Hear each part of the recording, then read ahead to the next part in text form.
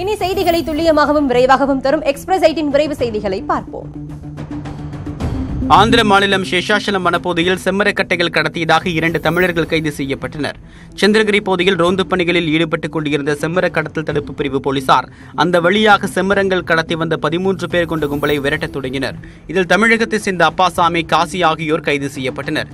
தப்பி ஓடிய 11 பேரை போலீசார் தீவிரமாக தேடி வருகின்றனர். மத்தியில் பிஜேபி ஆட்சிக்கு வந்ததிலிருந்தே தமிழுக்கு தொடர்ந்து அவமரியாதை ஏற்படுத்தி வருவதாக திமுக செயல் தலைவர் மு க ஸ்டாலின் தெரிவித்துள்ளார். சென்னை விமான நிலையத்தில் செய்தியாளர்களிடம் பேசிய அவர், சமஸ்கிருதம், இந்தியை திட்டமிட்டு பரப்பும் நோக்கத்துடன் பிஜேபி செயல்பட்டு வருவதாக கூறினார். ஐஐடியில் நடைபெற்ற நிகழ்ச்சியில் தமிழ்தாய் வாழ்த்து இசைக்கப்படாதது வேதனை அளிப்பதாகவும் மு க ஸ்டாலின் கூறியுள்ளார். ஐடிஐ தேர்வுகளில் எதிர்மறை மதிப்பெண் எனப்படும் நெகட்டிவ் மார்க் வழங்கும் நடைமுறையை கைவிட முடிவு செய்யப்பட்டுள்ளது. தேர்வுகளில் தவறான விடை அளித்தால் அதற்கு ஈடாக சரியான விடை மூலம் பெற்ற மதிப்பெண் கழிக்கப்படும் நடைமுறை கடந்த 2013ஆம் ஆண்டு முதல் பின்பற்றப்பட்டு வந்தது. அது மாணவர்களை தண்டிப்பது போல் உள்ளதாக எழுந்த புகாரை அடுத்து நெகட்டிவ் மார்க் நடைமுறையை கைவிட முடிவு செய்யப்பட்டுள்ளது. தற்போது நடைபெறும் ஐடிஐ தேர்வுகளில் இருந்தே இந்த புதிய நடைமுறை அமலுக்கு வருகிறது. தமிழகத்தில் 16 மாவட்டங்களில் மருத்துவர்கள் வேலை செய்வதற்கு கடினமான பகுதிகள் என அடையாளம் காணப்பட்டுள்ளன. முதுநிலை மருத்துவர் மாணவர் சேர்க்கையின் போது அரசு மருத்துவமனைகளில் பணியாற்றும் மாணவர்களுக்கு கூடுதல் மதிப்பெண் வழங்குவது தொடர்பாக புகார் எழுந்தது. இதனையடுத்து இந்த பிரச்சினை குறித்து ஆய்வு செய்வதற்கு மருத்துவர் உமாநாத் தலைமையில் குழு அமைக்கப்பட்டது. இந்த குழு மருத்துவக் கல்வி நிறுவனங்களை 3 வகைகளாக பிரித்து அறிக்கை சமர்ப்பித்துள்ளது.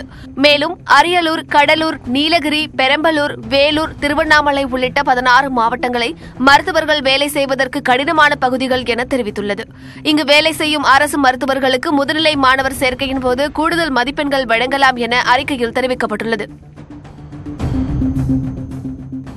தமிழகத்தில் உள்ள 10ஆம் வகுப்பு மாணவர்களின் படிப்பு திறன் தேசிய அளவிலான சராசரியை விட குறைவாக இருப்பதாக ஆய்வில் தெரியவந்துள்ளது.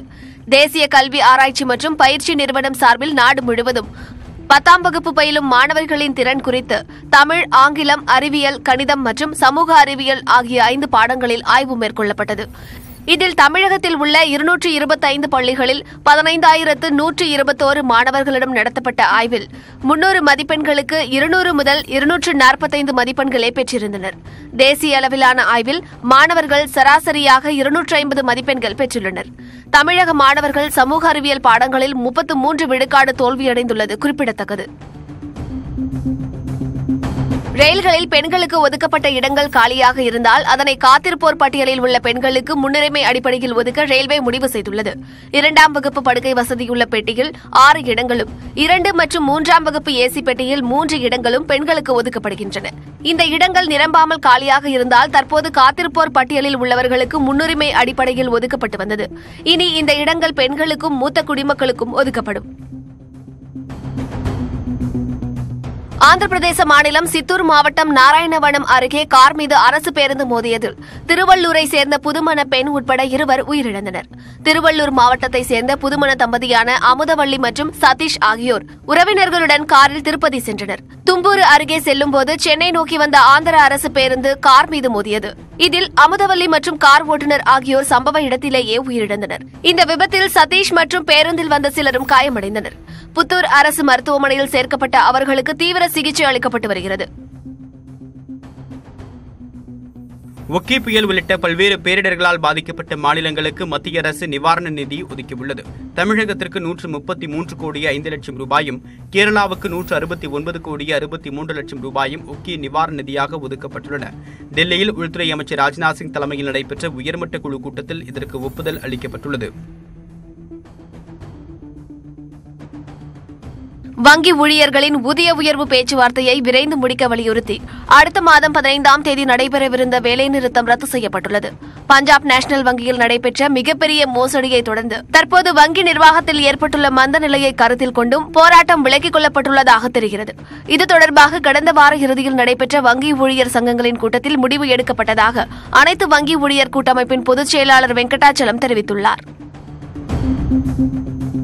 சென்னை விமான நிலையத்திலிருந்து பயணிப்போரிடம் பயன்பாட்டாளர் வளர்ச்சி கட்டணம் வசூலிக்கும் நடைமுறையை கைவிட விமான நிலையங்களுக்கான பொருளாதார ஒழுங்குமுறை ஆணையம் பரிந்துரைத்துள்ளது. இவ்வாறு வசூலிக்கப்பட்டு சுமார் 300 கோடி ரூபாய் கட்டணத்தை கடந்த 5 ஆண்டுகளில் விமான நிலையத்தின் மேம்பாட்டிற்கு பயன்படுத்தப்படாததை அந்த அமைப்பு சுட்டிக்காட்டியுள்ளது.